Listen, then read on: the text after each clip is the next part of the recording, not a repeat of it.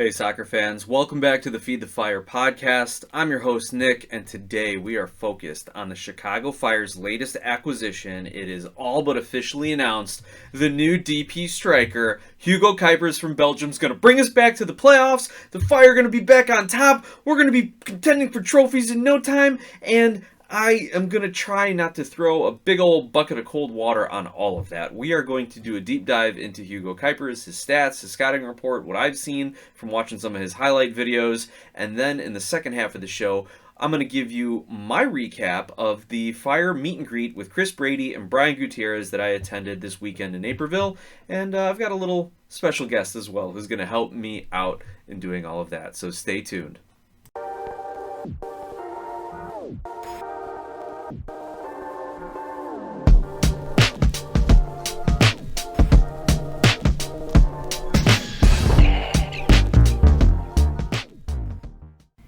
Hey soccer fans and Chicago Fire fans, again, I am your host Nick here on the Feed the Fire podcast, and today is our Hugo Cuypers appreciation show where we're going to get to know the Chicago Fire's new designated player striker. Now, I am going to qualify this because I am a lawyer and I can't ever say anything in black and white terms, but the Hugo Cuypers deal has not been formally announced by the club yet, but by all reports the deal is done. And Hugo Cuypers coming over from Ghent in Belgium on a $12 million transfer fee and up to an additional $2 million in incentives. So this could be a $14 million transfer. This could be probably the second biggest transfer in MLS behind a $16 million transfer in from Thiago Almada to Atlanta. So Chicago Fire here. Anyone who says Joe Mansueto doesn't want to spend his money, this is the deal that would prove them absolutely wrong if you didn't already think they were wrong by claiming that of the billionaire owner here. So big money coming in. I haven't seen anything reporting on the actual length of the contract. Maybe they're going to try to do a sign and extension. But according to the website Transfer Market, his current contract is through June of 2026. So assuming that that is still in place, the Chicago Fire will have him for the 2024-2025 season and part of the 2026 Major League Soccer season. So 2.5 seasons, not bad for a designated player striker who is turning 27 years old on February 7th. So happy early birthday or happy belated birthday, depending on when you listen to this, to Hugo Cuypers. Now, getting to know him a little bit, let's look at his biography. I mentioned he's 27 years old, so for a striker, he is probably right in the peak of his prime, if not, for some strikers, kind of on the back end of their prime. So one thing that detractors might say is that he's too old. However, if you look at his career, I think he's actually at the peak of his career. He was born in Liège, Belgium, so he is a Belgian international. He has never been called up to the Belgium senior team. He did play a few years back in Belgium's U19 squad, 8 years-ish or so ago, in their U19 squad for Euro qualifying at that time. But again, he's never been with the senior team, despite a lot of fans in Belgium calling for him to get that call-up. So again, if you want to detract from this, there's another reason that you can. He's never been called up to the senior team. Now let's take a look at his playing history, and this is a positive that he has improved and gone to better and better leagues and teams throughout his career. So in 2015, he turned pro with Standard Liège. He was with their youth system in the Belgian top flight. Only got a start for them over the course of 3 seasons and spent 1 season out on loan to Sereng in the Belgium second division. But 6 goals and 19 appearances there, so nothing to turn your nose up at there. He then moved on to Ergotelis in the Greek second division, or Ergotelis, appearing in 22 matches there. They didn't have his goal scoring on the Wikipedia page. I'm going to assume he banged a few in, because then in 2019 he is transferred to Olympiakos, the top team, or one of the 3 best teams in Greek soccer history. Used to be constantly appearing in Champions League. Now that they've changed all the qualifying and all that stuff, they're not a lock as they used to be, but again, a very, very respectable team outside of the European top 5 leagues, and a very good team.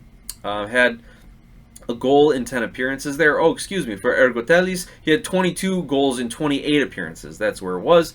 But for Olympiacos, 1 goal in 10 appearances, and spent part of his time there on loan to, I'm going to mispronounce this, Ajaccio, in the French second division. 5 goals in 22 appearances there.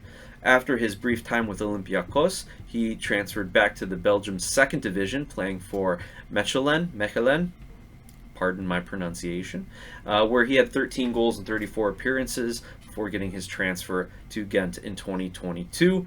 And according to Wikipedia, 33 goals in 57 appearances for them in the Belgian top flight. I don't think that takes into account any tournament play, international play. He has appeared in the UEFA Conference League. That's I believe, the third tier of the continental playoffs in UEFA in Europe, and has scored a number of goals there. So if you want to look at the clubs he's played for as compared to, say, the rest of Europe, or as compared to some of the other stars in MLS, the resume and the name of the clubs isn't too impressive. But as I said, he is coming to the Chicago Fire at the peak of his career. His goal scoring and his frequency of goal scoring has increased and improved year over year, and that's what you want in a player, especially from a striker.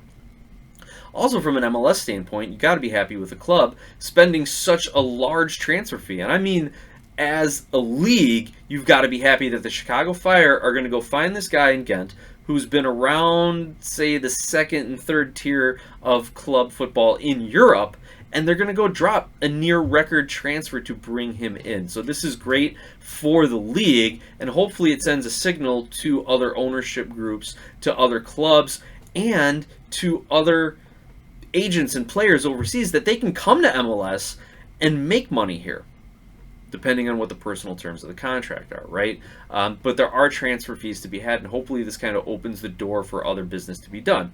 I'm going to keep on this little tangent here just for a quick second, because I've criticized George Heiss, Sebastian Pelzer, and the Chicago Fire for not being able to get these deals done. And we knew, and we've reported it here, not reported, I'm not a reporter, I'm doing a podcast here, but we've talked about how the Chicago Fire are going to have to overpay to bring in a player. And I'm glad that they did it in a way where it wasn't like another Xherdan Shaqiri type of deal, where it's just a name and they're throwing money at it, or like when MLS was the jokingly referred to as the retirement league, and they're paying all this money for old stars.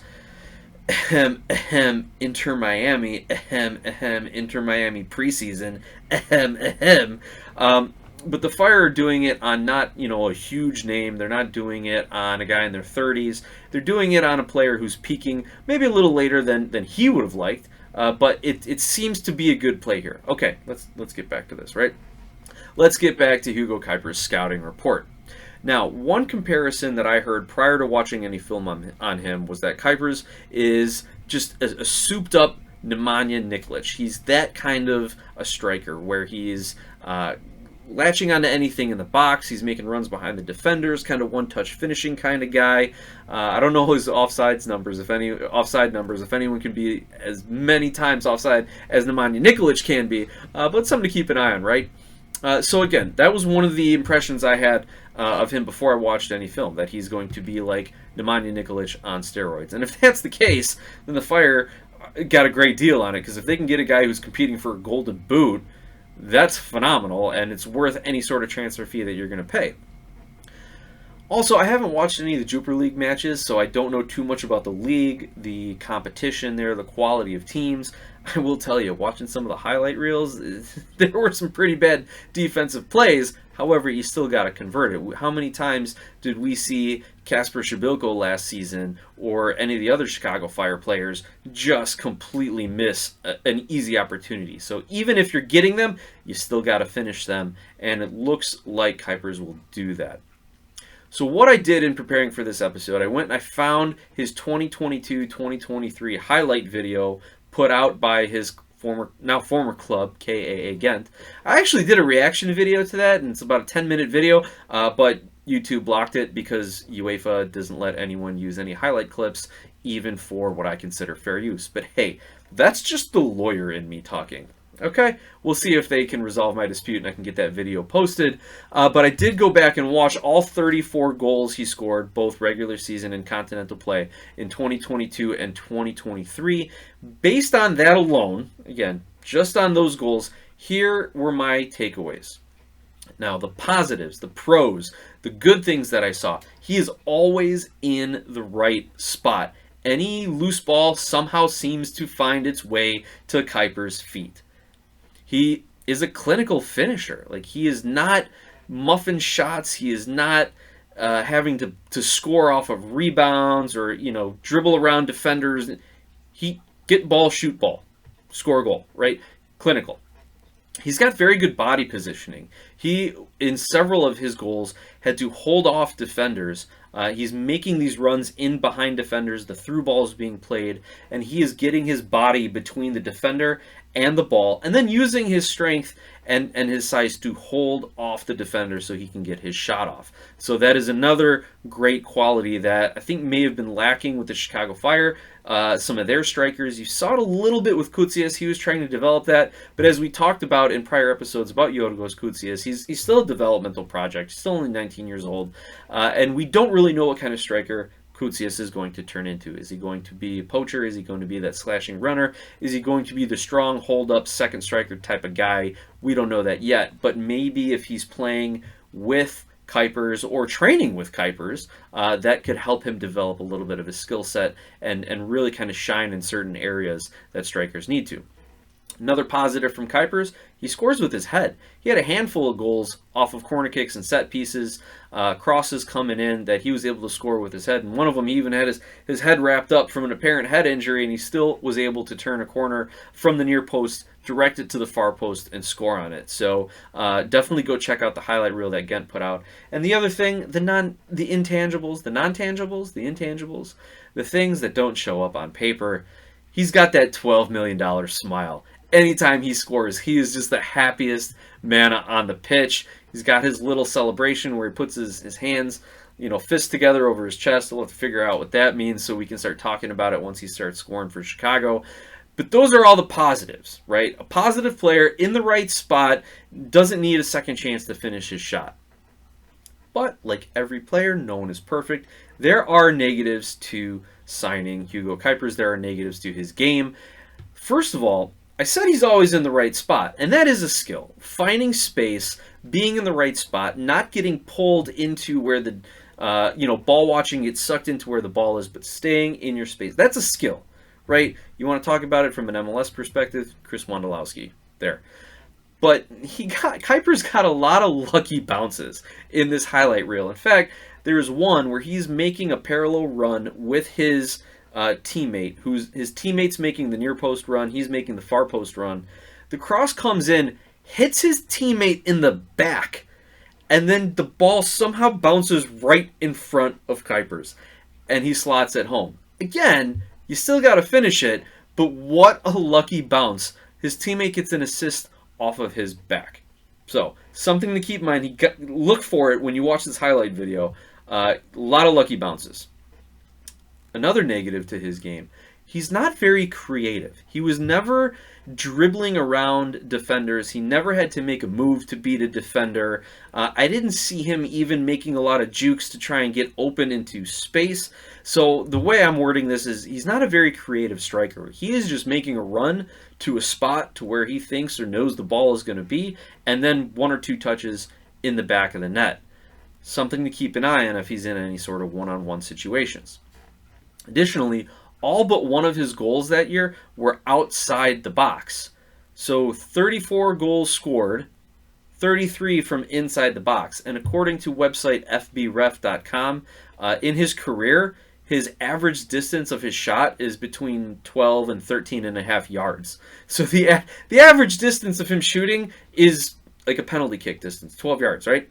So he is not taking shots from outside the box. He's not shooting from distance. He's not the kind of guy then that's going to draw defenders out and try and pull them out of position. Rather, he's making runs to the right spot. That's the kind of player he is.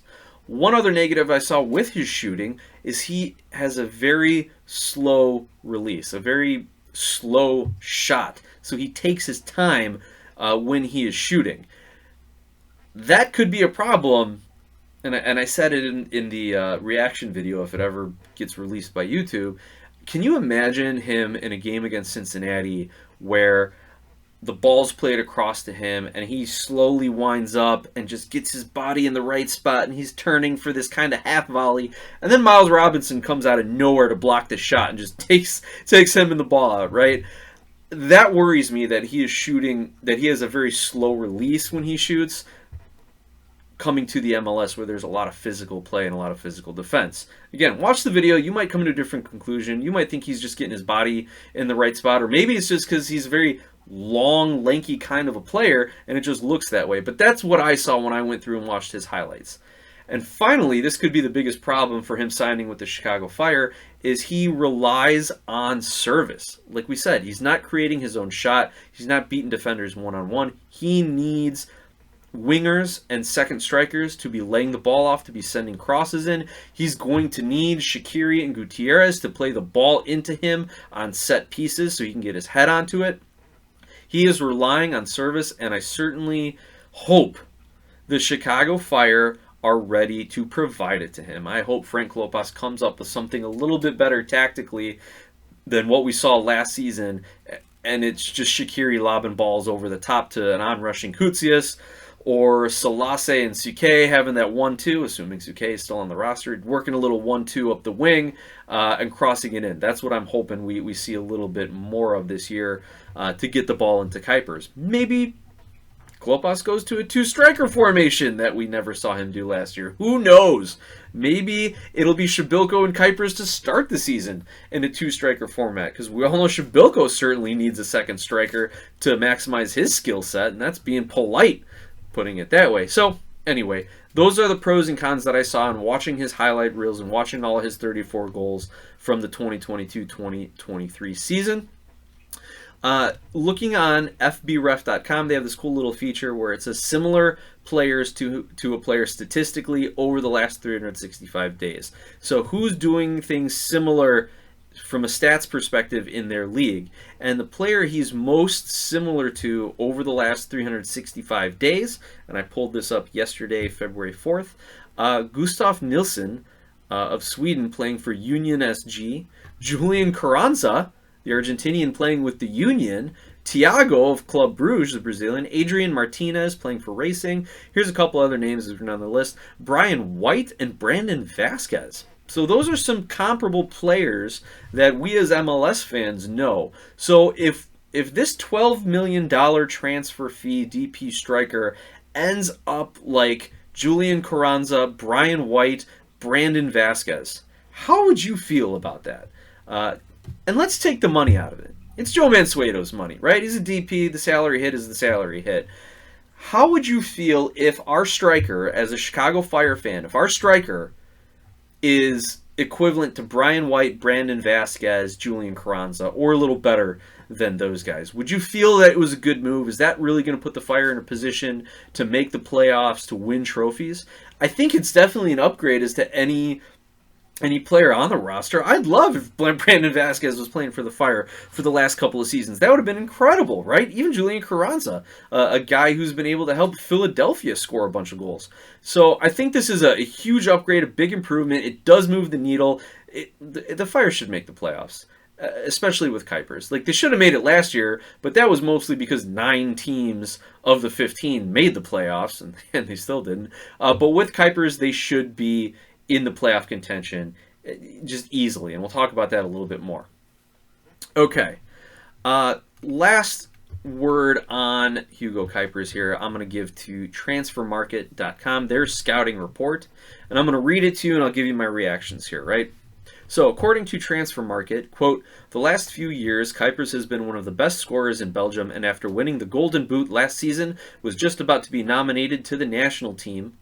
Transfermarkt head of international and Belgian football expert Christian Schwartz said when asked about Cuypers, he has slowed down a bit in the last few weeks, was less visible on the pitch, and his scoring rate has been down. Okay, actually, in his career, his regular season expected goals is about what his actual production is. I think his XG is like somewhere around 38, something like that, 39, and he's around 40 actual goals, something like that. So his XG numbers are actually pretty predictable. He's not surpassing them, and he's not totally underperforming them. But this season in Belgium, the 2023-2024 season, his expected goals was 10.7, but his actual goals is 6. So Schwartz is right. He is underperforming just a little bit. Now, Schwartz continues here. Transfer market continues. Indeed, after scoring 27 goals in 39 Jupiler Pro League games last season, Cuypers has managed just 6 goals in 20 games this season. Some of that might have to do with the players around him. I think he is at his best when he plays in a system with 2 center forwards, Schwartz said. You could see him perform at his best when he was paired with a fast striker like Orban. So can the Fire play with that second striker? Who is that second speedy striker that they are going to use to run alongside Cuypers, to draw defenders out, to maybe lay off some easy ones for him in the box, or to, take advantage of defenders keying in on Cuypers? Is Gutierrez that guy? We saw bits of speed from him. Shabilko definitely is not that speedy striker. Maybe we are going to get a little bit from some CF2 guys. Maybe Becerra finally can crack into get some first team minutes. But at this point, if they're going to play a second striker and they need a speedy striker to play with, I gotta say it's got to be Gutierrez, right? We saw what he did in that Montreal game last season, where he's outrunning defenders to the touchline, playing the ball back across, muscling his way through. I think he could really be a compliment to Cuypers, and with Shaqiri and Gutierrez feeding the ball up to both of them, I think it could work out really well. We just got to build that rapport. We got to get Cuypers in as soon as possible, announce that signing, get him that visa, and let him come in and start practicing with the team. Now, I said of the defensive signings the Fire have made, they really don't move the needle. Like Salquist, Aragoni, Gutman, those guys don't really, and Chase Gasper, don't really move the needle for where the Fire finished last year to where they should finish this year. Gutman obviously is a huge upgrade over Miguel Navarro with his MLS experience, with his attacking, coming out of that left wing back position. But they really... if that was all the Chicago Fire did in the offseason, I wouldn't pick them to finish any better than they did in 2023. But now with Cuypers definitely moving the needle, let's compare it to some of the other Eastern Conference rosters, right? Cuypers should bag a dozen goals for the Fire. Even in a bad season for him, 10 to 12 goals should be, like, you should put that in pen, right? He should be looking to score 20 goals this season with the Chicago Fire, but 10 to 12 would be a huge upgrade and probably give the Fire another 6-8 points from last season, right? Now, in episodes past, I've said that other Eastern Conference clubs have been improving, right? We saw everything that Miami did. We'll start there because of how they finished in the bottom of the league last year, towards the bottom. But their preseason has been absolutely atrocious.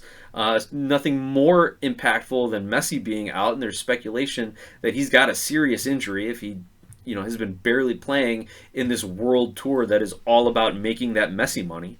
Not to mention the fact the rest of the team had some issues. They've traded away some guys.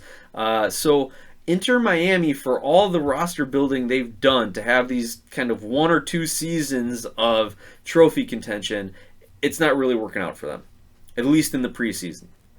Toronto, still kind of rebuilding. There was a rumor that Kellen Acosta was taking a flight to Toronto and might be signing up there.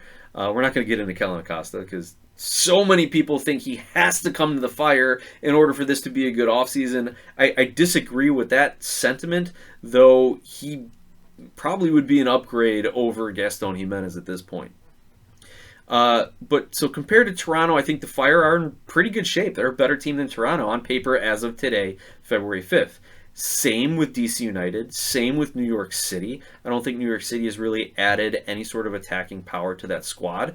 Just kind of rolling it back and hoping for better results and progress.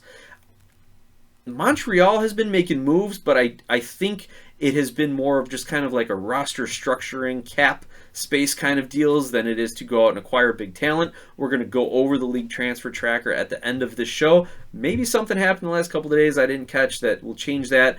Similarly, DC I don't think they have made any big moves. Red Bulls obviously bring in Emil Forsberg. They draw the Fire 2-2 in a preseason match. So the Red Bulls and the Fire are probably comparable at this point. You might want to throw in Nashville based on how they've moved some pieces around and whether or not Hani Mukhtar gets any interest from overseas.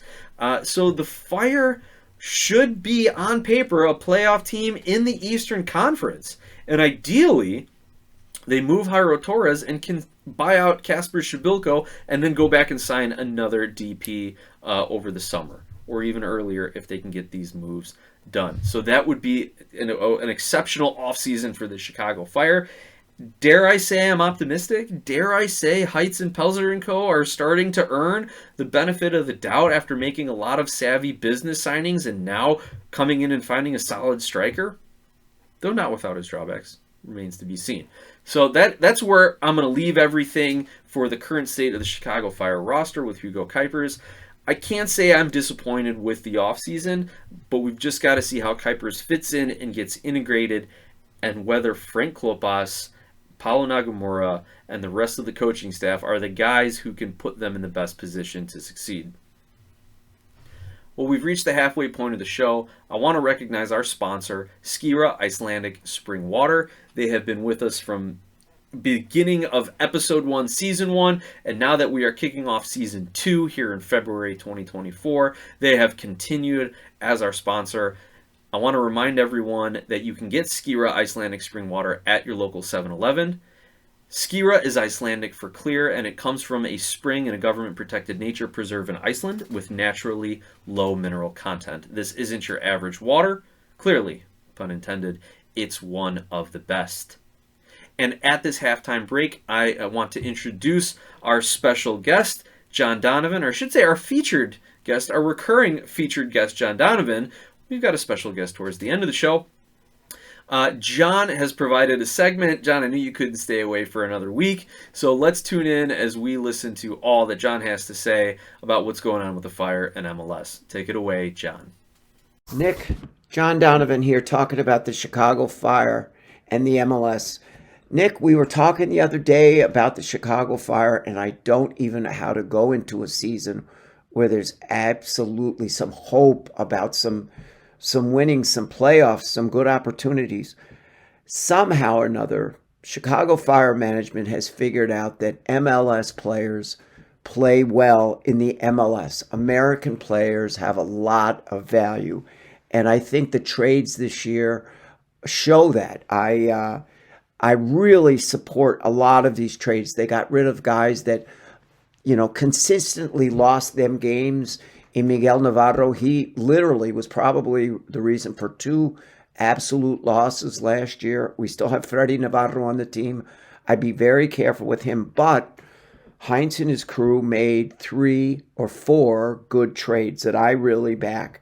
The first one being Tom Barlow. I have been a fan of Tom Barlow for quite a while. He's a University of Wisconsin player. I think he played with Mueller up there, but he's a tough, strong, powerful center forward that literally the Red Bulls really fluffed on 2 guys the last 2 years. They traded away White, and look what he did. He's playing for the U.S. right now. He's starring at Vancouver, and I believe Barlow is that same kind of player. Really strong, very determined player. The Red Bulls, they've had all of that European management, and I just don't think they support the good U.S. players. You go through their roster, and you just don't see a lot of the American college players making it in that league. Then the other trade that I really was excited about, Andrew Gutman. Andrew Gutman has been a good player. He's from Hinsdale, local kid. He should have been playing for the Fire a long time ago. He went over to Scotland after he graduated from University of Indiana, where he was a star. I mean, he is going to replace Miguel Navarro, and we're not going to have games where we lose because of cards. No, Gutman is a good player, a great crosser. In Indiana, he led the team his freshman year in scoring, which is really quite an aspect that you don't see out of fullback. So I think we really improved ourselves tremendously on that left side. If you'll notice, most of the scoring against the Fire the last couple of years has been on that Navarro side. Teams looked at it and they knew they had opportunities over there. The final U.S. trade, and I know there's one more trade to go, is Chase Gasper, and another college player. He played up in Minnesota and did get a U.S. appearance, so he's got one cap for the U.S. and he'll probably be playing behind Gutman. But Lord, we've got some strong defensive players now. I mean, it's the whole game has changed for the Fire. Chase Casper, I think he had a pretty good season with Houston last year. He's a consistent player. He's a good header. We're not going to lose a drop when we take Gutman out of the game. We've got backups in all the area. But the final trade, and it's still in the works, is Hugo Cuypers. And I'll tell you, I've been watching film on this guy. He can score. I don't know which is his. He's so bilingual with his feet. He's right, left. He scores with both, with power. He's a header. He's always in the center of the goal. I mean, you're not going to see this guy wandering off to the left or right. He's right down the middle. He's there for the breakaways.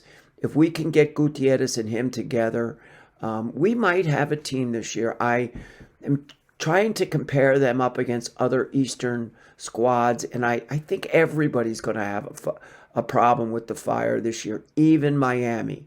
This is a well-regulated squad. They've got a lot of U.S. players in there. Brady, I think he's one of the better goalies around right now. So next week or before the season, it's hard to believe we only have 2 weeks and the season starts, or a little bit over 2 weeks. I'm just going to play out. I'm going to name where I see the players start.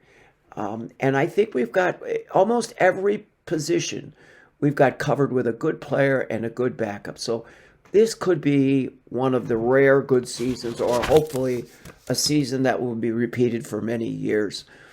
Take care, Nick. Hello, Mike. Bye.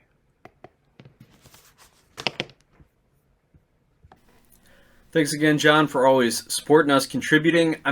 I got to say, I'm not as high on Chase Gasper as you seem to be, though he is a solid backup. I'll remind everyone he had that one great season in Minnesota where he was kind of like their defender of the future, and then I don't know if it was a cap thing or a performance thing, or if they just brought in other players. All of a sudden, he just fell hard and has been unable to lock down a starting role or even regular minutes through his last several seasons. But John, did I hear a little optimism in your voice? Like, it's a new feeling. I know, I felt it too, and it's okay. I got to get used to it as well. But anyway, thanks again, John. Looking forward to all your feedback throughout the season. Now, as I mentioned at the start of the show, over the weekend I was able to attend the meet and greet with Chris Brady and Brian Gutierrez. Again, big shout out to our friend Donovan, pulled a few strings, was able to get me and the boys some passes to get in.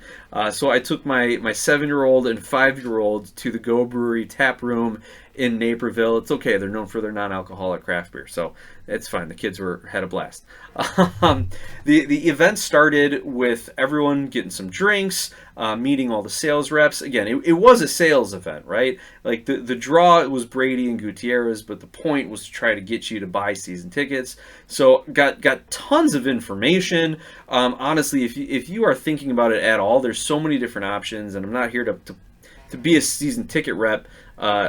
But the fact is, if you buy 2 season tickets, you get free parking. That's a huge expense saved. And from what I was told by one of Chicago Fire's attorneys that was there that night attending the event, that was Joe Mansueto. If you didn't recall, Joe Mansueto said, well, if that's what's keeping fans away from coming, the fact that they've got to pay for parking, I will personally pay for season ticket holder parking passes. And he did. He's paying out of his pocket for season ticket holders with 2 or more tickets to park at Soldier Field.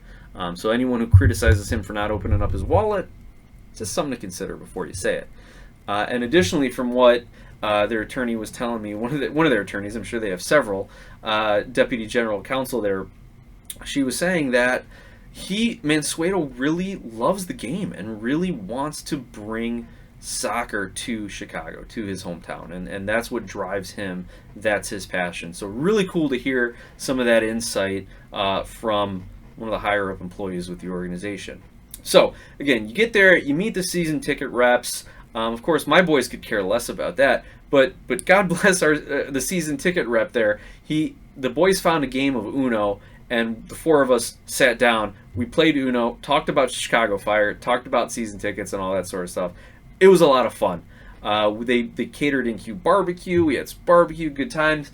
Then the next thing you know, I look over to where the stage is, and there is just this one man who is like a literal head above everyone else in the room, and that's the 6'3" Chris Brady.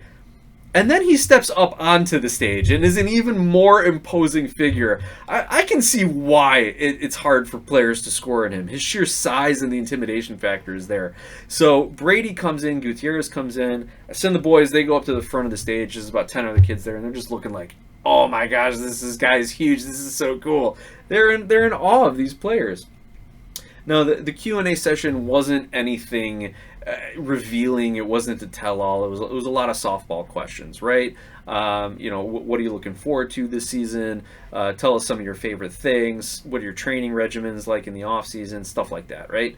The one thing that really stood out to me was when asked what their individual goals were for the season. Chris Brady said 10 shutouts, and Brian Gutierrez said 15 combined goals and assists. So I forget what Gutierrez had last season. I know it wasn't near 15 combined goals and assists, but Brady did have a number of shutouts. There were a lot less shutouts last season than the season before with Gaga Slonina in that he at one point was flirting with Miola's shutout record, which I think still stands at 16 shutouts in the season. So if Brady can get 10 in today's MLS with the amount of games they play and the amount of offensive firepower that's going on, and let's be honest, the Chicago Fire have an okay defense. They're not one of the top defenses in the league. They don't have any sort of major defensive standout. We all love Rafa Chihos, but you compare him to center backs around the league, I bet you could probably find 3 or 4 that you'd rather have on the team than him. No disrespect to him, excellent player. I'd love to see him, Turan, Salquist, Olmsberg continue to develop and become that lockdown defense. But I think Brady's goal of 10 shutouts is an excellent goal to have. It's attainable. Here's the manager going to be coming out. You got to get your SMART goals, right? Specific, measurable, attainable, reasonable, and timely. So 10 shutouts in a season, great for Chris Brady, and I think he can do it. I really do. If the defense steps up a little bit, if the offense can keep the pressure up a little bit more. One thing we didn't say about Cuypers, because I wasn't too sure just watching his highlights, is how he is as a defensive player.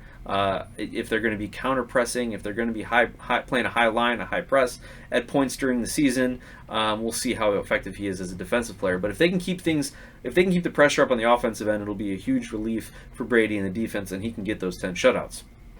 Gutierrez, 15 goals and assists. If Cuypers is scoring, Gutierrez is getting assists, and I think that's fantastic. So those are a couple things that were said during the Q&A that really stood out. Looking over some of the notes that I put here, yeah, the Fire's website says that Brady's 6'3" and Gutierrez is 5'10". I'm 5'5", and when I stood next to those guys, they looked a lot taller than 5'10" and 6'3". I'll tell you that. Like in the pictures, I'll throw a picture up here. Chris Brady is hunching over to take a picture with me and my kids. I was a little embarrassed by it, but it was a good time had by all. One of the other things that was really cool to hear the guys talk about was playing in front of their family, their friends, their local community. Growing up in Chicago, in Naperville, they recognize how special that is to be able to play in Chicago for the Chicago Fire in the area where they grew up. How many times do professional athletes don't get a choice in the team they play for, the location they play in, right? So they recognize, they understand how special that is, and they're loving every bit of it. But the one other thing you can tell about these guys, they are all business, and that is what some of the other Fire employees I talked to said. These guys are all business. They get up at the same time every day. They have their training regimen. They have their nutrition and diet regimen that they go through, and you could hear it in their answers. the MC would ask the question, he'd try to have a little fun, open things up a little bit, and Brady and Gutierrez were just like, yeah, my favorite food is tacos. What about yours? Yep, that's your favorite food? Good choice. Okay, next question. Yeah, I love playing in front of the fans, this and that, blah, blah. Next question. They're all business. They are locked in, they are focused, and I can't wait to see the results on the pitch for that. So a couple other things I got to say, too. They're just great with the kids. They took their time. They, fist bumped my boys. They signed whatever. My kids brought some soccer balls. And then my son just happened to, take his scarf off, and my other son took his hat off. And they were just signing everything. They were happy to do it. Meet the boys, ask them a little bit about how they play soccer and what their favorite players and positions are. It was awesome. Just genuine, good people, Chris Brady and Brian Gutierrez, on top of their immense talent at the sport of soccer. Finally, shout out to the Fire for a great event. Special recognition to Stacy, their community relations director, Shelby, their deputy general counsel, and if you have any ticket questions, go talk to Evan Fay. He's an account manager for premium sales, but knows everything. Go look them up, talk to them. They did an amazing job at this event. Real quick now, our special guest, and this was someone who begged me to come in and talk about this meet and greet. My 7-year-old son, Teddy, wanted to share his thoughts, so we'll take 5 minutes. You can hear it from the kid's perspective and how much fun he had, and then we'll wrap things up with the transfer tracker here. So, making his debut at the start of Season 2 of Feed the Fire, my son, Teddy, take it away. Well, soccer fans, as promised, here is our special guest to kick off Season 2 of the Feed the Fire podcast, my son, Teddy. Teddy, welcome to the show. It's great to have you here. You ready to talk about the Chicago Fire? Yeah. So, Teddy and my younger son as well, Alexander, came to the Chicago Fire meet and greet at Go Brewery in Naperville over the weekend, where we got to talk to a lot of the ticket reps, meet a few employees of the organization, but most importantly and most fun was meeting Brian Gutierrez and Chris Brady. They did a little Q&A, and then we had a meet and greet and autograph session. So, Teddy, why don't you tell everybody, what was your favorite part of the event? I think it was when they were talking, because they talked about a lot of stuff. Talk about the favorite players. They literally just wanted to talk about some of the things they wanted. Yeah, we got to know the players a little bit better, right? So who were Chris Brady and Brian Gutierrez's favorite athletes? Chris Brady's was Tom Brady, because Tom Brady wins everything. Good answer. Brian Gutierrez, I think, was Michael Jordan. Well, growing up around Chicago, it's easy to see why Michael Jordan would be Brian Gutierrez's favorite athlete. I remember Brian Gutierrez said his favorite food was tacos. What'd you think of that answer? That's good. That's a good answer. Do you remember what Chris Brady said? I forgot. Yeah, I don't remember what his favorite food was. I'm sure it's a good one. What were some of the other things they talked about? Do you remember? They talked about their goals this season. Brian Gutierrez's goal was 15 goals combined with assists. So 15 total goal contributions. Okay. And what about Chris Brady? 10 shutouts. 10 shutouts? He got some shutouts last year because they had good defense. Do you think they have a good defense this year now that they signed some new players? They signed a lot of new players. They got Andrew Gutman from Colorado. Yeah, he's pretty good, huh? Mm-hmm. Do you think he'll be more attacking, or do you think he'll play more defense? He's going to probably be a defensive middle midfielder or might be a defender. So he's going to probably play defense when they need it and offense when they need it. That's right. He won't be playing any defensive mid, though. He'll be playing left back, but you're right. He'll play offense when they need it, defense when they need it. So you got to meet Brian Gutierrez and Chris Brady. So when you actually got to go meet them, what did you do? What did you say to them? What did you talk about? I didn't talk about anything or say anything. I just shook their hands. They signed some stuff. They got my ball signed. Red is Brian Gutierrez's, and Chris Brady's is black on the ball. And I also got my hat signed from them. It's the old logo. Yes, it's as old as me. That hat has the original Chicago Fire logo on it. It was my hat until my son claimed it as his own. And yes, that hat is older than you. If we're going back to that. That might have been more of like around the 10th anniversary kind of a celebration. Probably going to be as old as you now. No, definitely I'm older much than older you. than that hat. But yeah, so you got to meet Chris Brady, you got to meet Brian Gutierrez. You were kind of in shock meeting these guys. You didn't say much, did you? And because Brady was actually 3'4" or 5. You Or mean probably- you mean 6'3"? 6'3" that time. Yeah, I think that's part of the reason why Teddy was in such shock. Not only was he seeing his favorite Chicago Fire players live in front of him, but Chris Brady was literally like 5 times his height. And Brian Gutierrez is not a small guy either. He's listed at 5'10", but for this guy, and even for me at being 5'5", like these were big dudes, just athletic, built, muscular. Chris Brady said he loves jogging and running. That is like his favorite thing to do in the off season to stay in shape, is just to run, jog, go for walks, do anything outside. Because he needs to walk, because he's going to be like moving the entire time in the game. He's going to be Exactly. moving one way to pretend the ball's over here. He's got to move over there to get the ball, but he has to move a lot. It's That's just it. how goalkeepers work. Well, Teddy, our segment is almost over. Is there anything else that you want to tell the viewers and the listeners about your time meeting these players? It was a good time because they were talking about some stuff. We got to meet them. We got to also meet some staff. We also got to meet a lot of the staff. Yeah, shout out to Evan, Stacy, and Shelby over at the Chicago Fire. Took good care of us. Anything else you want to say before we wrap? The barbecue was good. Barbecue. It was good. Gotta have good food. It's not a good event if you don't have good food. Absolutely. Yeah. And we're looking forward to getting out to the next Chicago Fire meet and greet and event they have. Thanks everyone for listening to our featured guest for the Thanks evening. for watching. Well, thank you, son, for taking time out of your busy evening full of homework and Transformers cartoons and Pokemon toys to share your experience with us from the weekend.